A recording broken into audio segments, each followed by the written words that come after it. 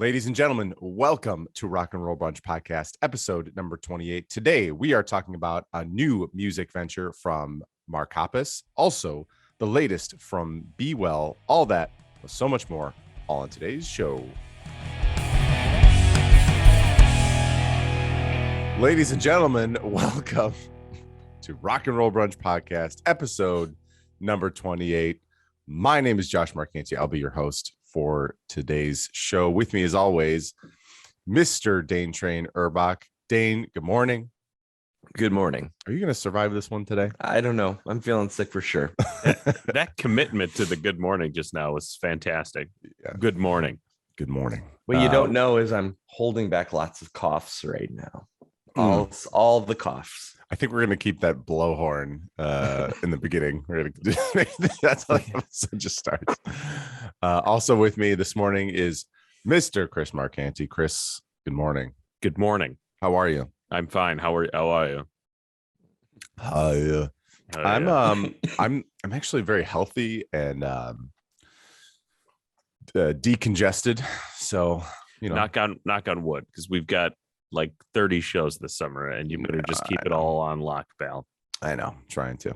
I don't know about you guys, but like my immune system just like after 2 years of not having to worry about anything, my immune system are like, all right, we're good. And then all of a sudden things are coming at them. They're like, we're overwhelmed. Stop. Please stop. Yeah, it's been bad. I feel like our household is catching anything that could possibly be caught.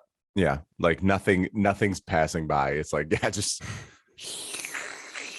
I used to get sick like once a year, and now I've been sick like 5 times since I got COVID in January. So we had not as bad, but we definitely had like back to back.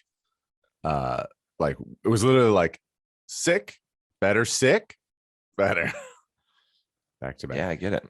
Yep. Well, how's everybody feeling this morning? Everyone's ready to run a podcast. We got through it. I'm not sure I'm ready, but we're gonna get through it. I don't think any of us are ready, but we'll get through it. He's right. Chris, what have you been listening to lately? Oh, I wasn't really prepared for that. I thought we were gonna talk about garage sales. We can do both, because I've been listening to a lot of music during the garage sale, guys. I was so excited to talk about let's pivot. Dane, what have you been listening to during that podcast? I mean, garage sale. What have you been listening to during that garage sale? So first of all, I've been hosting a garage sale, and it's a good life, the garage sale life. And I've been listening. Garage sale gang. Yeah, it's what's the best part. The worst part is like I leave my wife to hang with the kids, and I just sit in the garage. Like essentially, I don't do anything. Right. I just sit and read for like hours a day. But I listen to a lot of music, and I always try to go backwards a little bit. So yesterday I listened to a bunch of The Promise Ring and the Get Up Kids. What else was I listening to? And then we started with Bad Religion, and like I'll go through an artist and I'll just jam a bunch of their albums kind of all at once. It probably it probably scares away a lot of customers. But I kind of listen to it in your headphones, or like you blast it? Oh no, I blast it. Nice. Yeah, I'm blasting it out of a little speaker, but nice. But yeah, I try. For some reason though, it's got to be a certain kind of my music. Like I can't listen to like sludgy metal or anything. I just got to listen to something that's like poppy, punky. I was gonna say, does it feel like it needs that high energy? It's not always high energy, but there's something else. I don't quite know what it is. It's some. You were listening to a band that you posted that I had never heard before. Oh yeah, I also try out a couple new things too. But they were from 2014. It sounded like maybe instrumental a band. I wanted to ask you about them. Are you gonna go through your stories right now? I'm kind of trying to. Was it from yesterday? It was from yesterday. Was it Rival Schools? No. Was it Just to Brazil? No. That's what I was listening to. This is good radio. No, there was There was one of them. I can't think of something. Is it this? No. Is it this? No. Let's get into why I just don't understand garage sales. I don't understand the purpose of garage sales. Despite what it looks like in the background of my it's a garage sale back there. You're living in a garage. There's like a weird clock over here. There's a shoe on this side. Despite all of that, I just don't understand. I feel like you have annual garage sales. Are you selling kids stuff off? Is that like that was Amanda's thesis? We're just selling whatever we can. Sure. And my dad came and dropped off some stuff, and Emily's parents drop off stuff, and we split like half of whatever that stuff is. And then, but we have like these bins of garage sales stock that we keep in our garage all year, and we just bring it back out every year. The thing is, we use the money for like spending money on vacation. Yeah. But honestly, it's just like the garage sale life, man. I'll do it. Like if I could quit my job as a teacher and just sit in my garage and you get a lot of characters walking up, trying to buy stuff. Sometimes you start profiling them, which is not good to do. But like you're like, oh man, that one definitely buys jewelry. That one's definitely going to buy all the puzzles, right? You know? Oh boy. Do you get you're in a cul-de-sac? How do you get people in there? Do you I'm a master at the garage sale sign. Is that are you hitting Three Oaks Road and all the way down to No. Okay. All you gotta do sorry, maybe I interrupted you and maybe you were asking, but I all the way down Montana on the one side of Montana and then on the other side. Right. Where listeners, they know this because their parents live right behind me. In case anyone is like, in other words, if you're from Cary, Illinois, you will know exactly what we're talking about. If you're not Cary, you've seen my signs. That's how good I am. Listener, if you're not from Cary, Illinois, stop listening right now. This is going to be hyper specific. Press the fast forward button a few times. But for real, people suck at garage sale signs, and my sign is really simple. It's hand drawn for charm, but it's just a white sign that says garage sale really big and with an arrow. Yeah. And then it's got my address in case somebody wants to put it in. It doesn't have they're not all different colors. It's like 8 of the same sign pointing you in the right direction. This is what I come for. I like that you said you made it sound like you're innovating on behalf of the garage sale sign. No, you're like, I wrote the words garage sale. But it sounds like it's by design. No, I'm not innovating. But have you ever done a garage sale and you're like following the signs and you're like, I don't fucking know where this garage sale is. What the hell's going on? You're like driving and you're like, where the fuck you can't miss this garage sale? I do think the address that's clutch. That's pretty key. It doesn't need to excuse me. No dates, because then you can use the sign over and over again. No times, because then you can close up whenever the hell you want to. It's like just give the words garage sale and then follow some arrows with an address. And I have them set up so like no matter which sign you've got, you put it in the ground and the arrows can point to my house. Sure. So do you are you in a there might be too many garage sale questions, Chris? No, I'll keep it slide. going. I'm desperate. I'll let it slide. I'm desperate. Yep. Are you a negotiator? People are like 40 cents. Actually a great question. And you're great like, question. no. Great question. Well, again, you profile them, and I don't like that I profile them, but the ones walking up who are like just on the color of their skin, right? Right. No. Oh my God, Dane. Terrible. But for real, there are certain ladies in the neighborhood that come every year, and you're like, okay, and this is the lady who's gonna like hold up a $15 thing and be like $1, and you're like, no, $1. Oh yeah, there's a lot of of murder over here. No. The whole point of the garage sale is you go in and you say like Gary V up in there, a quarter of the cost that somebody else says. That's the whole point of garage sale. But that's what I mean is like I feel like I can be negotiable, but we also have pretty low prices already. But there are certain things you don't negotiate on. What? Low prices. You come to Dane's garage sale. We got the low prices. So but good. Like my dad dragged a flat screen TV in, and we put $100 on it because I think that's a pretty good price for almost brand new flat screen TV. I don't know where he got it.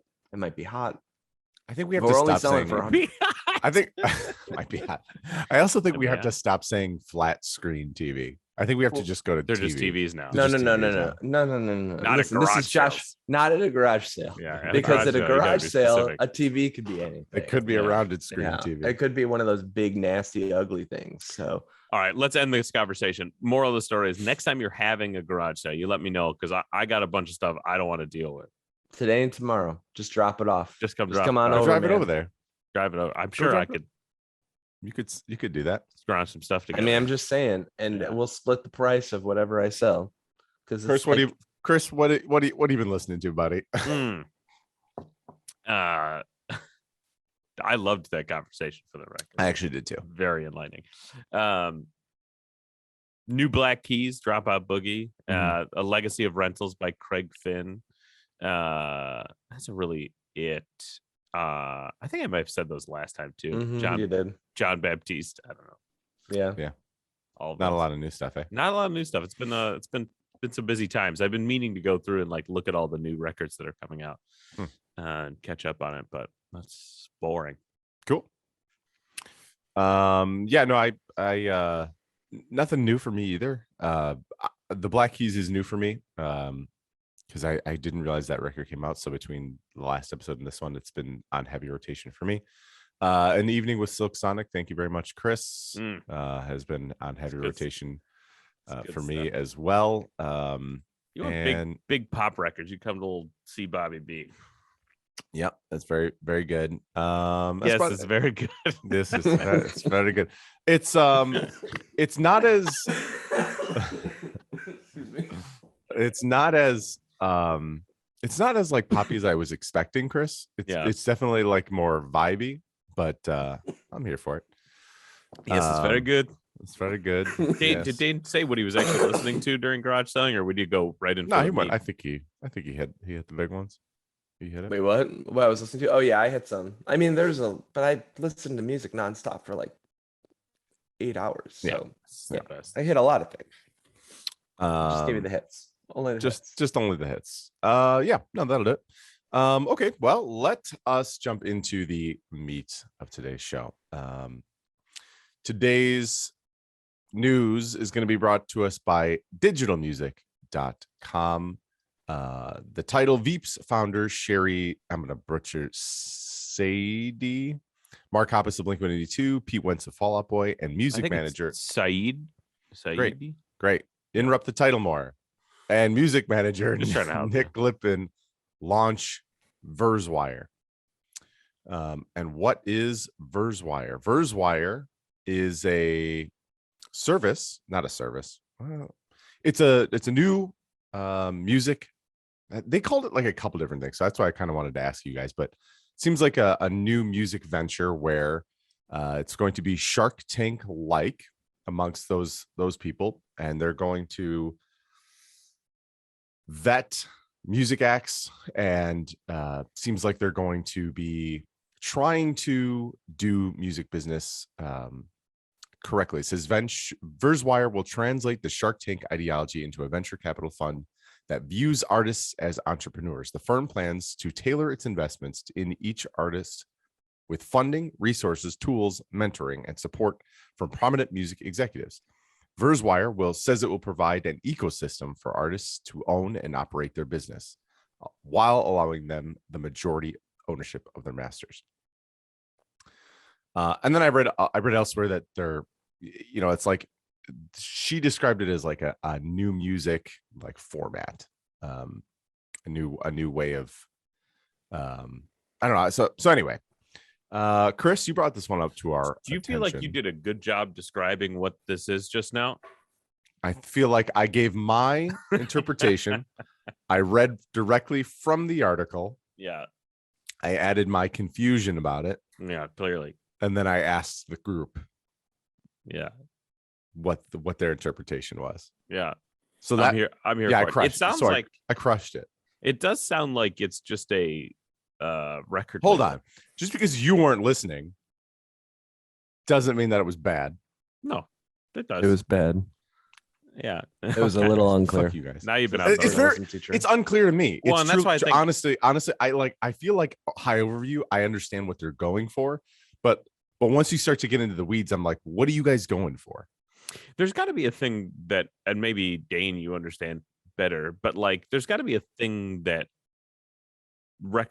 major record labels are doing less of nowadays. Like, they're not investing in bands for the long term anymore. They're like just buying singles or something like that. Like, I don't really know in terms of like the inner workings of a major. Like, I understand it from an indie side, and the reason I bring that up is because this sounds like just being a record label in the 21st century. Like, I don't know. And then I also love that they just threw Pete Wentz in. They're like, and then like, Pete Wentz is here, guys, and he's like, all right. Like, on top of that, I went to their website. I don't know if you guys actually went to their website to see, like, okay, can you give me more information?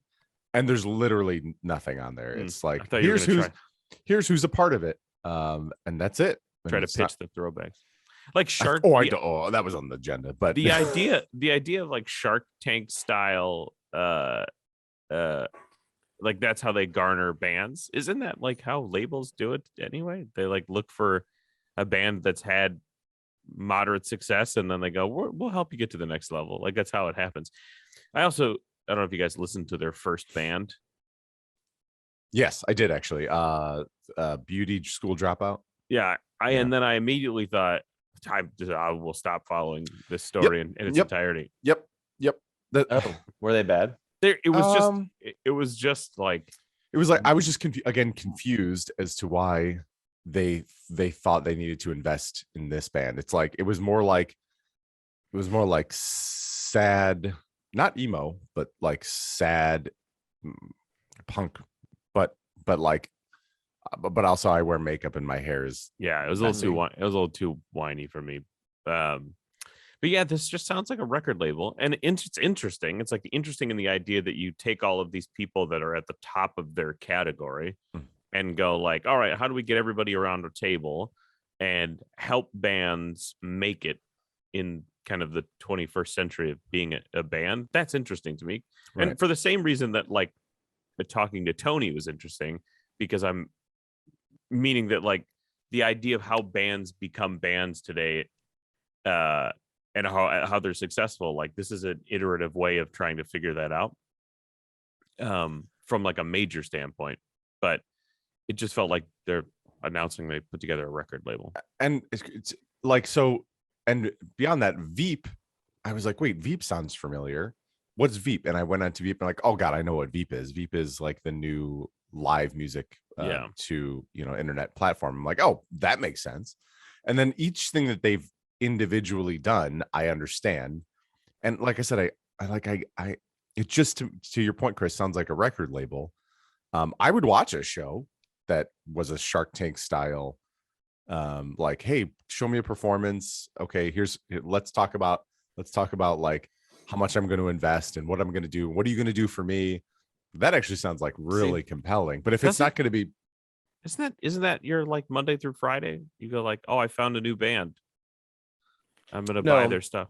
No, I think, Josh, what you're saying is like a show where a band comes on stage like it's Shark Tank, and then everyone gives their feedback to the band, and someone says, wait, I want to sign you. Like, that would be such a cool idea. It would be like America's Got Talent or something. Well, and like The Voice is kind of like that. And then there's I was just watching this YouTube ad for like another show where very similar, like, we're artists and we have some success in the business and we're watching you perform and like we're giving your feedback. So I'm like, this isn't a show. So that's why I'm wondering if like the Shark Tank sell isn't really accurate, or here's one of the reasons why I think this is really confusing.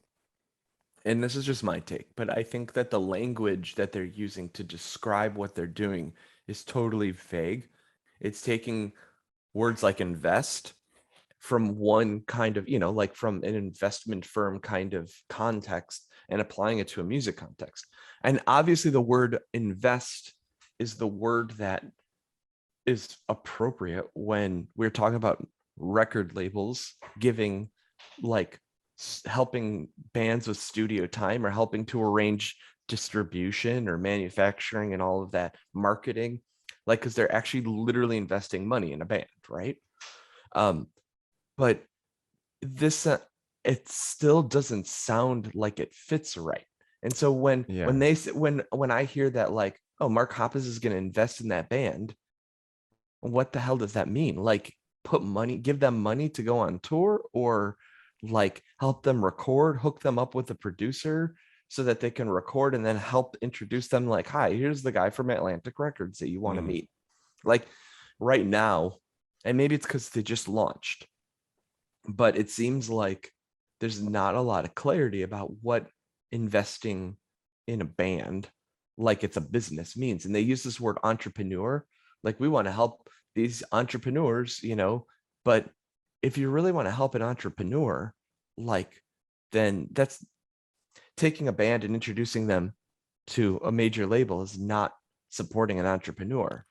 That's just helping a major, huge business, right? Yeah, and then taking 25. I mean, right. The Shark Tank deals aren't small deals, so right. Helping an entrepreneur would be like, here's some seed money, go to a recording studio, and like let's talk about your logo a little bit. You know what I mean? And then now you're on your way. Right. Yeah, I think the most interesting. Go ahead. No, go ahead. I was gonna say I'm trying to think of like what would be the most interesting value that. And maybe I'll just ask you guys, like, what do you think the most interesting value that something like this could provide to a band? And we're talking about like mid-tier bands, right? Because they're not going to pick up a band that has 300 likes on Facebook or whatever and has played 4 shows. They're going to pick up a band that's like been on the road, toured, has put out a couple records, like has a, for lack of a better term, a business already, and try and take them to the next level. But like, what is the value that they would be providing? Like, I'm not saying what is the value did you read in here. I'm asking what you think the best value that they could provide is. To me, I would assume it would, if you're an artist, you get into music not for the business. You get in because you like playing music and you have something to say, or you have a desire to perform, or you have a desire to get your message out. And then with that comes the confusion of, well, how do I like become a marketing person? How do I become a distributor? How do I become, a Google Analytics person? Or how do I follow trends? And like all of those things you have to kind of become a master of as well. If this came out as a complete package to say, hey, you're a part of our system. I'm going to handle the live stream portion of this for you. Mark's going to handle what this needs to look like and sound like. Pete Wentz is he'll be there. He's going to pull his penis out and he's going to show you. You guys remember when he did that? No, but like there's the explicit rating for this episode. for them to give you the factory of here's how you can. Here's all, and by the way, we're just gonna at the right times give you the right things that we know you need. Like that all in one complete. By the way, you're gonna you don't understand how, maybe you don't have a full comprehensive understanding of how your master ownership is going to go. We're going to fully explain that to you, and we're going to upfront tell you what that's going to look like. All of those things. It sounds like you're saying like the business of music. Like let's these people who run these businesses and who have had success in the music industry teach these younger people the business of music. Well, and so I kind of I know Chris said don't, but I pull that from what she said in the article. She said, the same archaic business models we've seen fail artists time and time again. So she's trying to do something that is against that grain, and to me that's why I was like, oh cool, well what is that though? That's what, like, what do you think that needs to be? The only thing that caught my eye was the word data. They said, like, I don't know, it was somewhere towards the bottom of the article of like categories like artist financing, label services, distribution, licensing, publishing administration, and data. And data. Yeah. And or that was the commentary maybe against what's currently happening. But yeah, I'm just first of all, my own opinion is that the most interesting piece of this is going like, hey, Mark Hoppus, can you help us with songs? You know what I mean? I was going to say their Rolodex probably would be helpful in that way too. Like, but like all their that can help. But isn't that what like a major label used to do? They used to go like, this is the producer that's going to help. The A&R guy would be like, we're going to hook you up with this producer. They still do that, I think. I was just about to say that that's probably what happens. But yeah, I don't know. It's interesting. It's an interesting, if they're convinced that they have something that the recipe that can help the sauce a little bit more.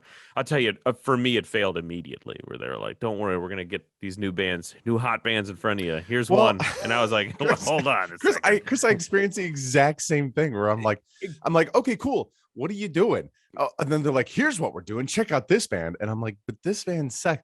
And then like, if you watch that video, Mark Hoppus is in it. And I'm like, wait, is his role to cameo in your videos? And then for me to go like my brain to be tricked and like, oh, I like that guy, so I like these guys. It's the Travis Barkering. Is it just the Travis Barker? Wait, we like what Travis Barker is doing, so we're gonna do that.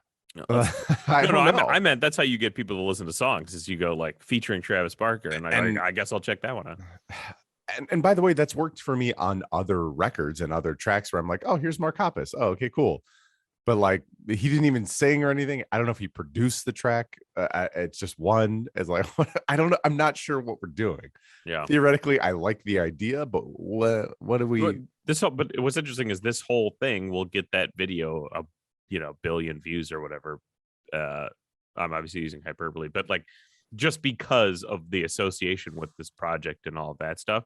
But will there be diminishing returns? The next video that they put out, or next band that they sign, you're like, oh. What I'd be interested to see too is like, I'd be really interested to see if like their name becomes synonymous with like, oh shit, they got signed to Versewire. And it's like, okay, now like that means, oh shit, we're going to be seeing a lot of them. Oh shit, that's a certain cachet with just music industry with getting out there. Like, oh, they're going to be, well, that means they're going to be famous. Fair enough. I would expect, and I don't remember what the name of this band is, but they signed. My expectation, Beauty School Dropouts. Yeah. Awful. I know, and it's like, such like, oh, I like it. I don't like it. It's terrible. We're just being old curmudgeons or whatever in a lot of ways. But my expectation at this point would be that I can't turn to any corner of the internet, and I'm talking about as a person that constantly is digesting music in different corners of the internet. I cannot turn to any corner of the internet and not hear Beauty School Dropout. If that's not true, then they've brought nothing to this band. If it is true, then they've figured out how to like get this band in front of people constantly and forever. But that's like the marker of success, I would imagine. But Dane, I want to hear what you think about like what does a mid-tier band need in terms of value to get them to the next level? Obviously, like, I think curious his thoughts. I think that, I mean, I can only speak from my label, but it does seem like the data thing is kind of a thing now. Like, people want to look at plays, and someone out there is measuring a band's worth based on Spotify plays and how many playlists they get on. Excuse me. And I genuinely think that right now, the world is looking at streaming services as a way for anyone to be able to listen to anything, and trying to look at that and being like, okay, well, what does success mean now?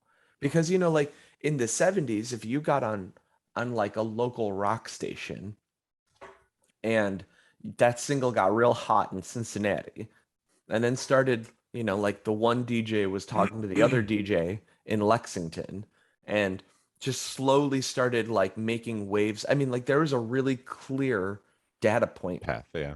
Here's how many like plays each of these stations in each of these cities has given you, and here's how many like here's the city with the most, which probably translates to the most people who know this band.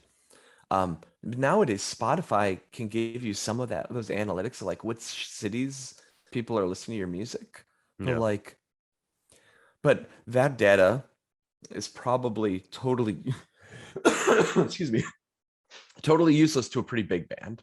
You know, like who cares? Just go to whatever city you want and play. And to a smaller band, it's hard to break through the algorithm to like get to some of that data. So I guess what I'm saying is, to a mid-tier band that's been on a few tours, that's played a few good festivals, that is you know, I don't know, their music's being licensed for commercials and people might start recognizing their music if they heard it, or they're like big on TikTok or whatever, because for some reason people think that's valuable.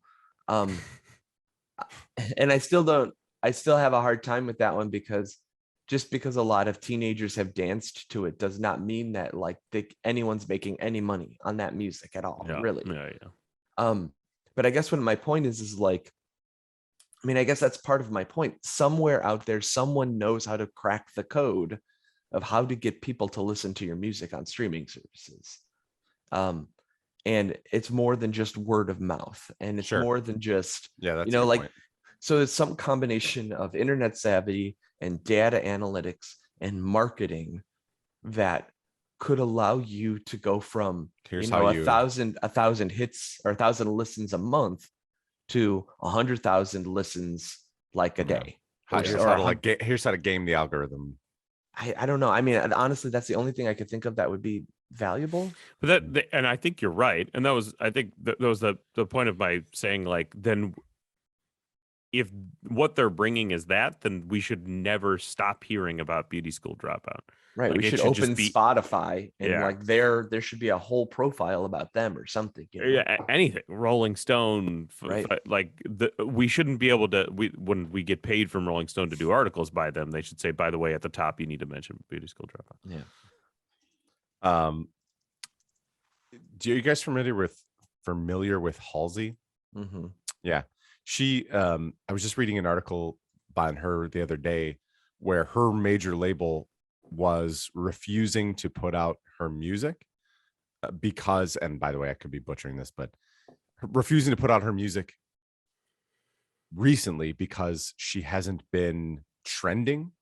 So she has all these millions of fans, and her label just said, like, we're not going to put it out because it's just because her algorithm wasn't ticking. Mm-hmm. So I thought that was actually really interesting and actually relevant to what you were saying, Dane, of like, well, how do you get the algorithm going? And in this case, it was the act of talking about the algorithm not hitting that made it hit. So just by that story coming out and people being like, oh yeah, okay, Halsey, okay, and then her numbers pop up on the chart, and then does her label release that music because, like, oh well, people are talking about her now, and now we have a good reason to it. You were going to say something. Well, I was going to say, you ever like run an ad on Facebook and you're like, this is going to like totally random people? I don't know, like constantly. I you set up the whole ad in the right way to try to aim it towards a certain demographic and a certain part of the country and a certain age group, and you're like, why is some teenager in India like finding this? Like, or that number doesn't go up and you're like, why am I spending $20 on an ad and like it's got more organic views than it does from the ad? You know, like sometimes I think we don't understand the system in which music can be successful now, and not maybe that there are gatekeepers, or maybe that it's just a matter of figuring out the algorithm. But I honestly feel like this way that music is being, like, I don't know, pushed out there, probably requires some navigation from someone who knows how to do it, and we're all just trying to figure out how to do it. And not a lot of us, even those of us who think we figured it out, may not have. And B, it's probably going to ruin music, because this is a bad way of, like, artists who deserve a fair shake are never going to get it.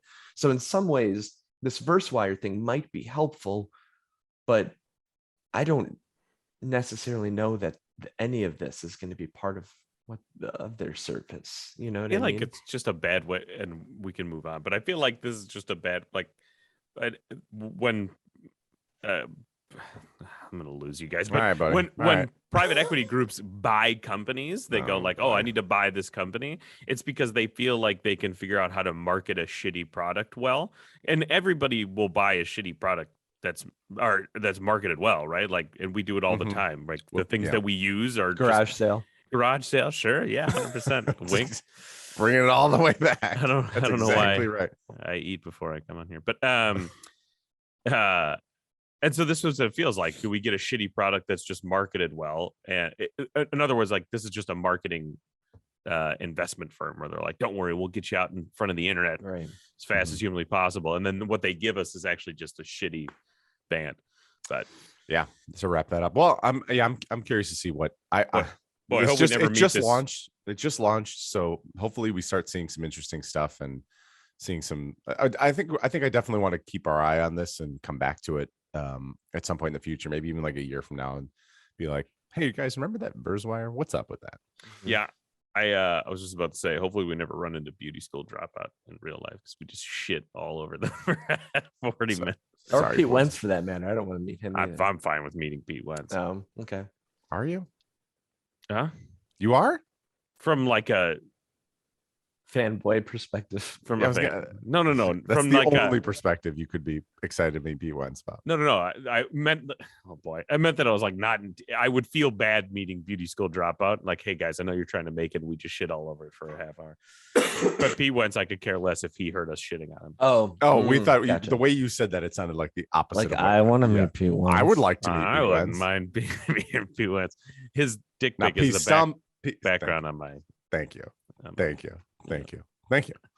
Let's gonna take us to the review portion of this episode. Today we're going to be looking at the latest release from Be Well, which is titled Hello Sun.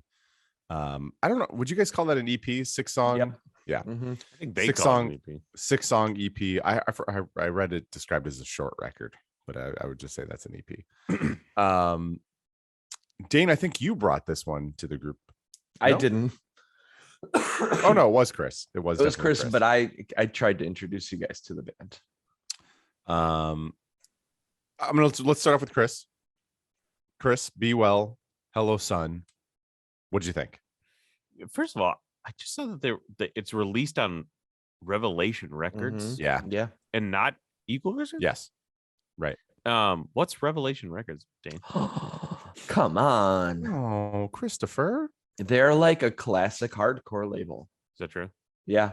And they're also Rev Distro or Rev HQ. They're a distributor of like punk and hardcore bands and stuff. But they're kind of like since I don't want to guess, but I think it's probably since the 80s, like pumping out like hardcore albums, like Gorilla Biscuits and like straight edge kind of hardcore stuff. That's why I wouldn't have never heard of them. I don't listen to any of that stuff. Anyway, Dane, you turned us on to this band a while ago, and that was 2 years after their record came out. Mm-hmm. And one, I feel like now I'm just constantly falling in love with Brian McTiernan. And I don't know if you've read through all his like bio stuff on the Equal Vision stuff, a site about like this. He went from being a producer to a construction foreman.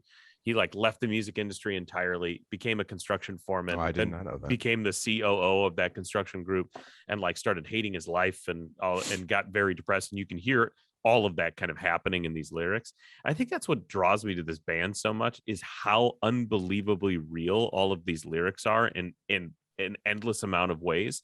And my understanding is like that's part of the success of the group, is like they put out a song before and all these people were like bought into it, because he was basically saying like how much he hates his life, but how depressed he had, like real clinical depression and all that stuff. And for some reason that's what grabs onto me. I think if Versewire put out Hello Sun by Be Well, I'd be much more interested in the things that they were doing. But that's what I'm talking about. Yeah. I totally agree with that. I think like from a lyric perspective, well, from a music perspective, this band is effectively Strike Anywhere. Isn't that true? Like the songs are like some of those songs were like straight out of I can't think of the Strike Anywhere record. Exit English. Changes the sound. Changes the sound. That's what I was thinking of. Dead FM. Wait, is that one of them? Dead FM. Yeah, I think so. Mm-hmm. But it's like straight out of Changes the Sound, which is not bad, because I think it makes for really raw music. But anyway, I love the music. I love his vocals because they're just like barely in control and full of emotion. And oftentimes they're not. Yeah. Yeah. And then lyrically, I just feel like I connect so much with his lyrics about, not that I feel like I'm not necessarily a depressed person, but sometimes you get like, beat down and sad about things and you feel like you're impacting your kids. And he writes a lot about that, which I think is just so like meaningful. And there's just so much more to this band than I think you get at the surface level. I don't know. The music is fantastic on this EP start to finish. And more importantly, like the lyrics to me were just really good. I think I don't remember the name of which song it was, but he was just like talking about how he doesn't want to give it to his daughter. Only one wish, right? Mhm. Only one wish. Yeah. I was trying to pull up the lyrics quickly, but he doesn't want to give the thing that he has to his daughter, or he doesn't want his daughter to think that she's the only reason that he's alive and things like that. And I was just like, God damn it. It's just really, I don't know, really piercing. That's my. Was there a song on there that really kind of stood out for you?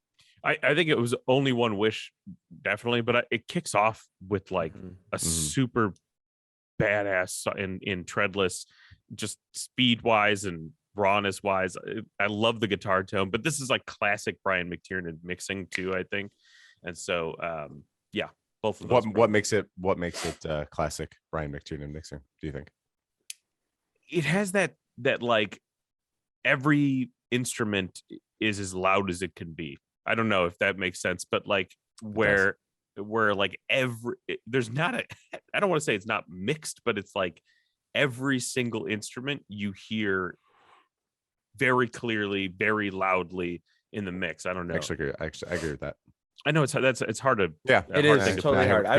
My answer would have been something about the drums, because he's got kind of a drum sound that feels like I could tell his album. Yeah. But those like the snares and the guitar tone are like they're like fighting to be the loudest thing in the song. You know what I mean? Yeah. Anyway, I love the EP. Nice. Dane, why were you trying to put this band in front of us? Honestly, a lot of what Chris said, I'm going to echo, because I think we all like some of the bands that this band sounds like, and that there aren't a lot of bands coming out that are new that sound like them. Say that again. There are not a lot of bands. There are not a lot of new bands that sound like those old bands that we like. Fair enough. Sorry about that. Good. Like, no, that's good. For example, like when Strike Anywhere was a newer band, a lot of bands sound like Strike Anywhere, Yeah. And so to me, Be Well feels a lot like musically, like a throwback of music that we like, in a new way and for a new time and in a new context of our lives. Like we're not teenagers that are like screaming about police brutality. You know what I mean? I mean, some of us are, but the same kind of excuse me. I really like my town's police department. I mean, you know what I mean? Like, I mean, think of Strike Anywhere and like the songs we are pumping our fists to, like we might not be as animated behind it. Ideologically we might be, but not in the same kind of like, let's hit the streets kind of way. I don't know. It's kind of confusing. No, it changes the sound. I think by definition is what you're talking about. Yeah. I mean, but pretty much anything they've released. I guess though, the thing that I like about Be Well is that first of all, I don't know a singer that's got his voice, period. Very right. unique. And so when I find a singer that's got a voice of his own or her own, like I tend to be a big supporter of that band. If it's a certain kind of melodic, aggressive sort of voice, I almost always like it.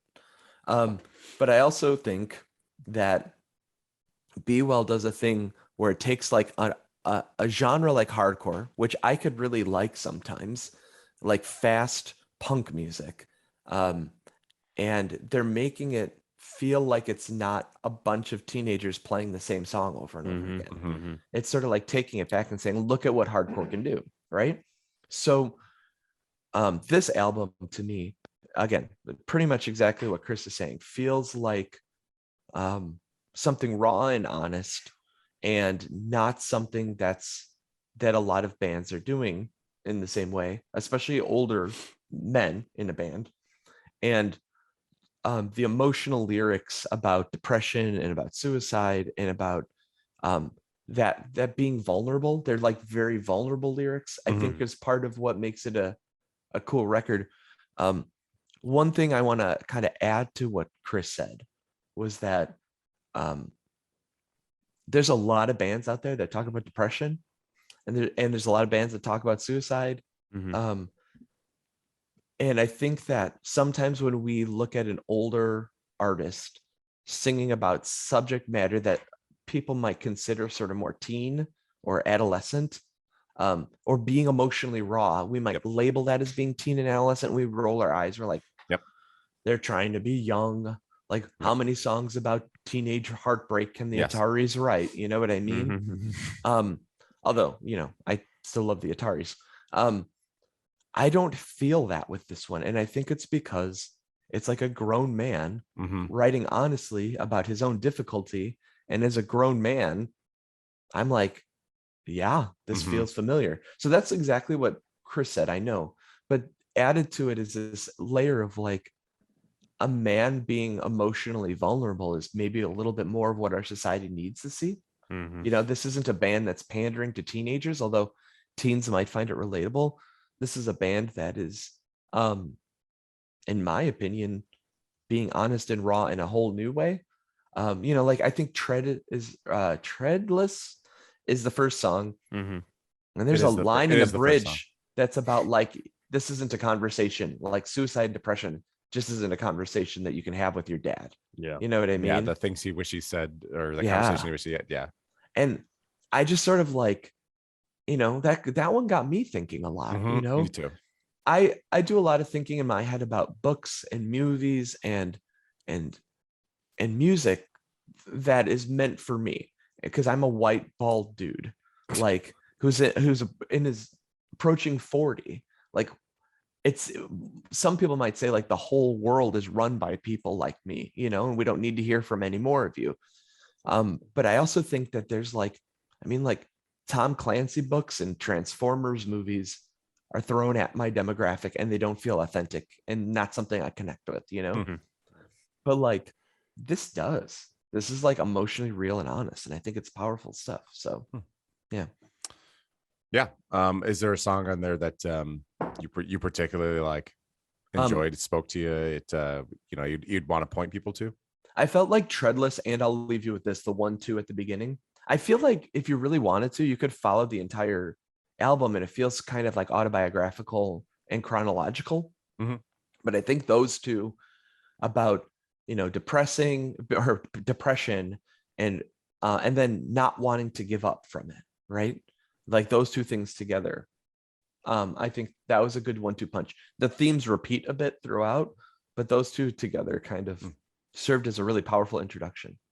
So yeah. Oh my God. Well, Be Well's going on tour with Boy Sets Fire, Hot Water Music, Sam I Am, and they're opening that show all in Germany or whatever.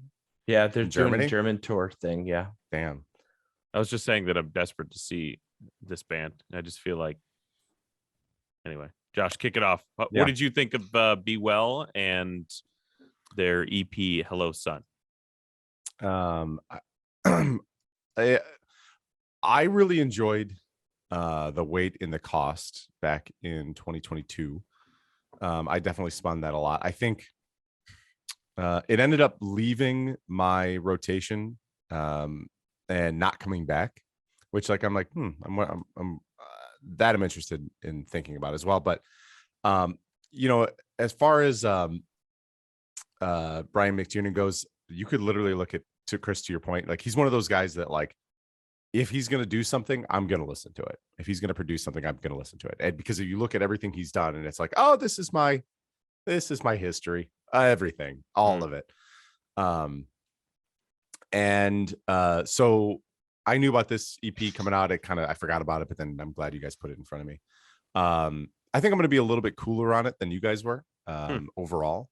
And I think I go back to the fact that like The Weight and the Cost, although enjoying it like left, and I didn't It wasn't something I was like, hey guys, this is the one, or, you know, I like, it kept coming back. It just didn't. And I try to think about a lot of those elements carrying over to Hello Sun. Um,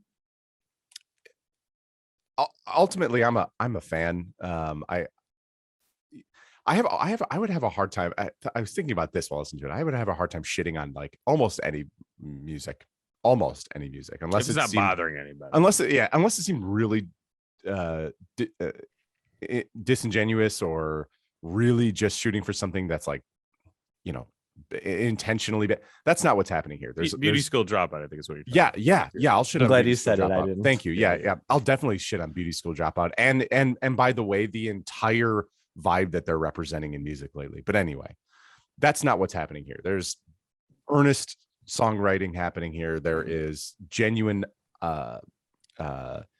effort and aspects of this EP that I'm like, this should speak to me. It just we talked about Strike Anywhere. We talked about you know, even like Hello Sun is like a Thrice song to me. And I'm like, it's kind of one of those things we've talked about on the show before, where like, hey, if I want those things, I think I'm gonna go elsewhere for those things. And it's not to say really anything about these guys. It's just like I hear all the influences that they're wearing on their sleeve. None of which are bad, all of which I like. And by the way, because I like them, we should be supporting new versions of them that come out. But ultimately, I think it's like, I acknowledge that it's very good. It's just, I was just kind of cooler on it. Dane, I love what you were talking about lyrically, you know, the topics of depression, especially amongst older men, that does not get discussed. And the problem that truly is, for me, to your point as well, you know, and bands like Beauty School Dropout, where maybe they'll talk about being depressed, but like, that's like TikTok depressed, where it's like, oh, okay, guys, okay. This is like mature depression, where it's like, you know, if you were to sit down and talk with these guys, it's like, oh shit, we have like real topics that need to be discussed. For me as a person, I have a hard time relating to some of those things, because I am not a person that is depressed. And I'm not making light of that in any way, shape, or form. It's just that lyrically that I have a hard time relating to it. It's not to say it's bad. It just means that it's hard for me to relate to. So, Josh, I might interrupt and ask though. Yeah. Because I don't know if I identify as a person who struggles or has ever Sure. dealt with depression. Yeah. Although my therapist might say otherwise. But thematically, there's probably something about the struggle, we'll just say, right? Yeah. That probably still resonates with you in some way. I mean, I don't mean to Absolutely. put you on the spot, but No. I'm sure there's in some way there's something about like I don't know, being some of the vulnerabilities he shares that probably Absolutely. Yeah. No, without a doubt, especially like, you know, the especially the stuff like where it comes to like fatherhood, where it's like, of course, you know, I'm going to relate to that, and like wanting to pass down the better parts of you and keep the worst stuff, you know, to yourself. And then just beyond that, like having, Dane, to your point, like having thoughts that are just like, you know, not every day is a ray of sunshine. So you're just like, you know, why am I feeling this way today? And like an examination of yourself as an adult. So definitely, yes, absolutely. Where you can internalize some of the things that he's saying. It's just, for me overall, like, I'm just not I feel like mentally, I'm a kind of in all senses of the word, I'm pretty level on a lot of the things in my life. So when I see spikes both high and low, I'm like, I dodge that shit. So that's that. But it's not to say that it's not good or well spoken, or, you know, those it is. It's just not something I necessarily related to. But I would rather see lyrics like this than some of the surface level things that other bands talk about. So yeah, I don't know. Just overall, I think it was cooler about it. I that said, I really enjoyed Hello Sun. I actually, even though I heard it as like a thrice song, I was like, this song slaps. And definitely the opener, Treadless. And Chris, to your point, I really liked how he like lost his voice, but kept it.